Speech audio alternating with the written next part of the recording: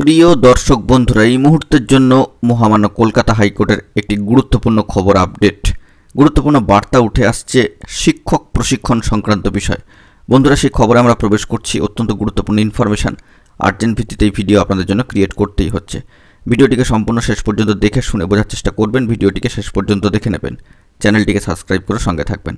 চলুন কথাবার্তা না বাড়িয়ে আমরা আলোচনায় প্রবেশ করি। কার্যত শিক্ষক প্রশিক্ষণ বিষয় এবার উঠে আসছে ভীষণ জরুরি একটি তথ্য আপডেট। যে বিষয়টি জানা যাচ্ছে, এবার ইন সার্ভিস অর্থাৎ কর্মরত প্রাথমিক শিক্ষকদের ক্ষেত্রে প্রশিক্ষণ নিয়ে কার্যত রাজ্যের নীতি সম্পর্কে প্রশ্ন তুলল মহামান্য কলকাতা হাইকোর্ট। গত শুক্রবার সম্মানীয় শিবাজি নস্কর সহ একদল শিক্ষকের মামলায় সম্মানীয় বিচারপতি অমৃতা সিনহা ম্যাডাম মহাশয়ের নির্দেশ national institute of open schooling বা NIOS থেকে একবার প্রশিক্ষণ নেওয়া প্রাথমিক শিক্ষকদের পুনরায় প্রশিক্ষণের কী প্রয়োজন আছে তাই স্কুল শিক্ষা কমিশনারকে বিবেচনা করতে হবে এবং নির্দিষ্টভাবে সেই প্রয়োজনীয়তা উল্লেখ করে আগামীকাল অর্থাৎ আজ বুধবার কোর্টে রিপোর্ট দিতে হবে।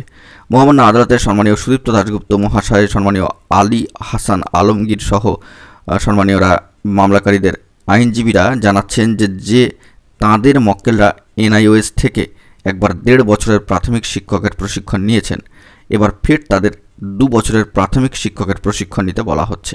তার উপরে কোনো জেলা প্রাথমিক সংসদ ওই 1.5 বছরের প্রশিক্ষণকে মান্যতা দিচ্ছে, আবার কোনো জেলা সংসদ সেই প্রশিক্ষণকে গ্রাহ্য করছে না। এই মামলায় সম্মানীয় বিচারপতি মহাশয়ের পর্যবেক্ষণ, প্রশিক্ষিত শিক্ষকদের কেন ফের প্রশিক্ষণ নিতে হবে? প্রশিক্ষণহীন অনেক শিক্ষক তো আছেন। প্রশিক্ষিত শিক্ষকদের ফের প্রশিক্ষণে না পাঠিয়ে সংসদের উচিত প্রশিক্ষণহীন শিক্ষকদের ট্রেনিংয়ে পাঠানো। মহামান্য আদালত সূত্রে খবর, গত শুক্রবারই প্রাথমিক শিক্ষকদের প্রশিক্ষণ সংক্রান্ত আরও কয়েকটি মামলা ছিল। তারই মধ্যে সম্মানীয় আজিজুর রহমান সহ একদল শিক্ষকের আর্জি ছিল তাদের উচ্চ মাধ্যমিকে 50% নম্বর নেই, তাই তারা DLED কোর্সে ভর্তি হতে পারছেন না।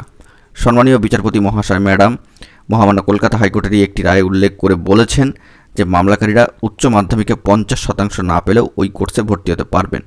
আরও একটি মামলায় উচ্চ মাধ্যমিকে 50% নম্বর না পাওয়া শিক্ষকদের পাশাপাশি কয়েকজন মাধ্যমিক পাস শিক্ষকও ছিলেন।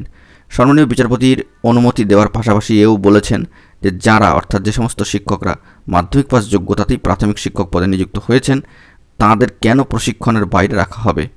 এই দুটি মামলার কিন্তু গুরুত্বপূর্ণ শুনানি ফের রয়েছে।